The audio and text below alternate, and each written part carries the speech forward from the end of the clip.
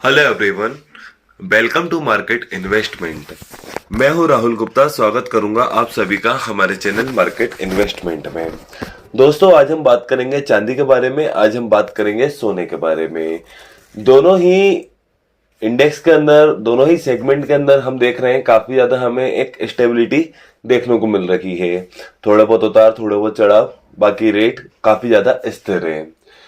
अब ऐसी स्थिति में क्या होने वाला है, कहीं ये जो एक खामोशी है गोल्ड के अंदर, सिल्वर के अंदर, कहीं एक तेजी तो नहीं आने वाली, या कहीं एक बहुत बड़ी गिरावट तो नहीं आने वाली। अभी क्या मार्केट के अंदर क्या विशेष होने वाला है, क्या न्यूज आने वाली है जिससे गोल्ड और सिल्वर के ऊपर इम्पैक्ट आ सकता है, बाय का या सेल का, नीचे जाने का या ऊपर आने का। तो दोस्तों, सबसे पहले तो एक्सपर्ट सिल्वर और गोल्ड को लेकर अपनी क्या राय दे रहे हैं, सबसे पहले इनके ऊपर जानेंगे, इस चीज के ऊपर हम बात करेंगे। दोस्तों, अभी रिसेंट में हम देख रहे हैं गोल्ड के प्राइस और सिल्वर के प्राइस काफी ज्यादा एक स्टेबल चल रहे हैं। कल के ट्रेडिंग सेशन के दौरान भी हमने देखा कि सिल्वर के प्राइस 200-300 पॉइंट ऊपर, 200-300 पॉइंट नीचे हुए और ऑलमोस्ट वहीं आकर बंद हो गए। और ऐसे ही गोल्ड के प्राइस भी लगभग 150-100-200 पॉइंट ऊपर नीचे होकर वहीं के वहीं बंद होगा। काफी ज्यादा स्टेबिलिटी हमें देखने को मिली और आज हम मॉर्निंग सेशन में भी यही देख रहे हैं।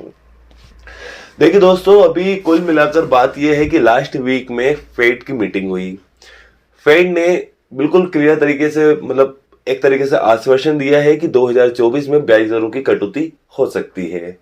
अब ब्याज दरों की कटौती होना एक तरीके से सराफा बाजार के लिए काफी ज्यादा पॉजिटिव न्यूज है, काफी ज्यादा पॉजिटिव बात है ये, और डॉलर इंडेक्स के लिए काफी ज्यादा नेगेटिव बात है।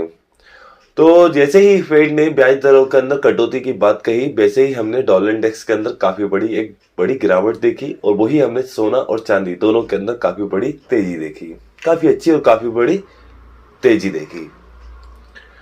अभी भी फेड ने कहा है कि हो सकता है 2024 में हम 75 बीपीएस जितनी ब्याज दरों की कटौती कर दें, और 69% निवेशकों को अनुमान है कि मार्च 2024 में ही फेड अपनी ब्याज दरों की कटौती कर सकता है।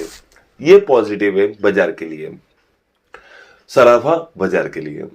उतना ही नेगेटिव है ब्याज दरों के अंदर कटौती आना डॉलर इंडेक्स के लिए, क्योंकि ब्याज दर बढ़ती है तो डॉलर इंडेक्स के लिए पॉजिटिव साइन है, और ब्याज दर कम होती है तो डॉलर इंडेक्स के लिए नेगेटिव साइन है।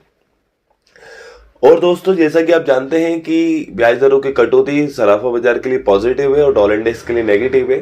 जैसा कि मैं आपको कई बार बता चुका हूं कि डॉलर इंडेक्स बिल्कुल नेगेटिव चलता है, अपोजिट चलता है गोल्ड और सिल्वर से। गोल्ड के अंदर तेजी डॉलर इंडेक्स के अंदर कहीं ना कहीं गिरावट का कारण बनती है, डॉलर इंडेक्स के अंदर तेजी गोल्ड के अंदर गिरावट का कारण बनती है।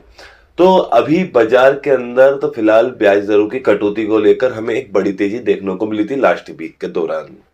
अभी काफी ज्यादा खामोशी बाजार के अंदर इसलिए है क्योंकि कल मंडे वाले दिन यूएस का कोई बड़ा डेटा था नहीं, लेकिन आज यूएस के आर्थिक आंकड़े निकलकर सामने आने वाले हैं। जैसे कि हम बात करते हैं, आज बिल्डिंग परमिट्स का डेटा है, जीडीपी डेटा निकलकर आने वाला है, और सबसे बड़ा डेटा फ्राइडे को है जो कि कोर पीसी प्राइस इंडेक्स है, जो कि काफी ज्यादा अहम होने वाला है, सबके लिए अहम होने वाला है। जैसे कि बात करें डॉलर इंडेक्स के लिए भी, गोल्ड और सिल्वर के लिए भी, अगर वो डेटा अच्छा निकल कर आता है जो ब्याज दरों को कम करने में सहायता करेगा, तो गोल्ड और सिल्वर के अंदर काफी बड़ी तेजी फिर से देखने को मिलेगी।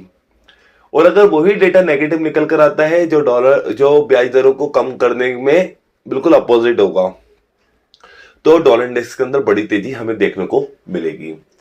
क्योंकि ब्याज दरों को अभी कम करने की बात कही गई है, उसके बीच में सबसे मेन जो होने वाला है वो है अमेरिका के आर्थिक आंकड़े, महंगाई दर के आंकड़े, जीडीपी आंकड़े। तो बहुत सारे डाटा हैं जिसके ऊपर नजर रखकर फेड अपनी ब्याज दरों को कम करेगा। तो दोस्तों, अभी कुल मिलाकर आज बिल्डिंग परमिट से यूएस का जीडीपी डेटा है इस वीक में, और कोर पीसी प्राइस इंडेक्स है जो फ्राइडे को है, काफी ज्यादा मेन डेटा है। उसके बाद ही डिसाइड होगा कि गोल्ड और सिल्वर की राह कहां आने वाली है। लेकिन दोस्तों अगर ये आंकड़े अच्छे निकल कर आते हैं गोल्ड और सिल्वर के फेवर में, तो गोल्ड के भाव में काफी अच्छी तेजी आपको देखने को मिलेगी।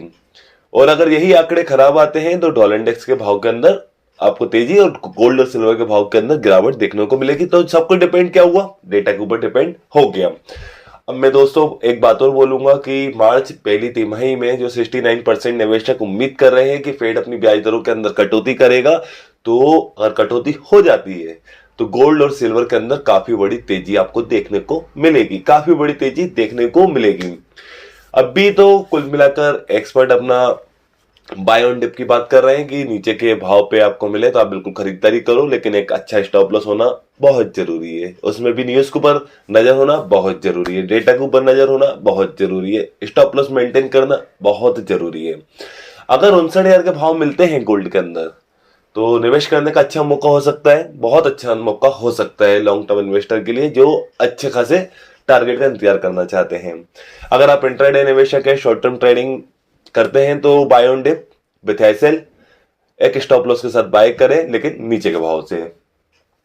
और डेटा के ऊपर नजर बनाइए, डेटा पॉजिटिव है तो भाव ऊपर की तरफ जाएंगे, डेटा नेगेटिव है तो बिल्कुल भाव नीचे की तरफ ही आपको देखने को मिलेंगे। लेकिन अभी की स्थिति में बाजार ऊपर जाने के लिए बहुत तेजी से इंतजार कर रहा है। 59,000 गोल्ड को खरीदने के बहुत अच्छे भाव होंगे। अगर ब्याज दरों की कटौती होती है मार्च 2024 में तो आपको गोल्ड का भाव 64,000, 66,000, 68,000 रुपए तक जाते हुए दिखाई दे सकते हैं।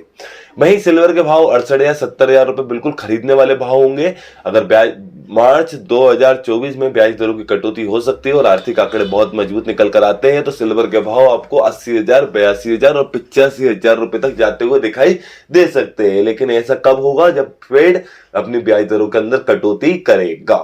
वैसे फिर भी अगर आप शॉर्ट टर्म इंट्राडे ट्रेडिंग करते हैं तो buy on dip with SL और एक न्यूज, एक अपडेट के ऊपर नजर रखकर अपनी पोजीशन बनाना है। बिल्डिंग परमिट्स का डेटा है आज, इस वीक में जीडीपी डेटा है, कोर पीसी प्राइस इंडेक्स का डेटा है, उसके ऊपर नजर रखकर अपनी पोजीशन बनाना है। सामने स्क्रीन पर आपको पर्सनल व्हाट्सएप नंबर प्रोवाइड करके रखा है। वो नंबर मैंने आपको इसलिए प्रोवाइड करके रखा है, मेरा कमोडिटी मार्केट से रिलेटेड एक व्हाट्सएप डिस्कशन ग्रुप चलता है जिसमें कमोडिटी से रिलेटेड कोई भी लेटेस्ट न्यूज होती है, कोई भी लेटेस्ट डेटा होता है, उसको तुरंत मैं आप तक पहुंचाने की कोशिश करता रहता हूं। अगर आप भी मेरे कमोडिटी ग्रुप में ऐड होना चाहते हैं, व्हाट्सएप ग्रुप में ऐड होना चाहते हैं तो सामने दिए हुए नंबर पे मुझे व्हाट्सएप पे मैसेज कीजिए, आपके नंबर को मैं अपने कमोडिटी ग्रुप में ऐड कर दूंगा। चलिए दोस्तों, अगर आपको ये मेरी वीडियो अच्छी लगी है तो मेरी इस वीडियो को लाइक कीजिए। अगर आप मेरे साथ जुड़कर रहना चाहते हैं तो मेरे इस चैनल को सब्सक्राइब कीजिए एंड अंत तक मेरे साथ इस वीडियो में बने रहने के लिए आप सभी को मेरा दिल से धन्यवाद।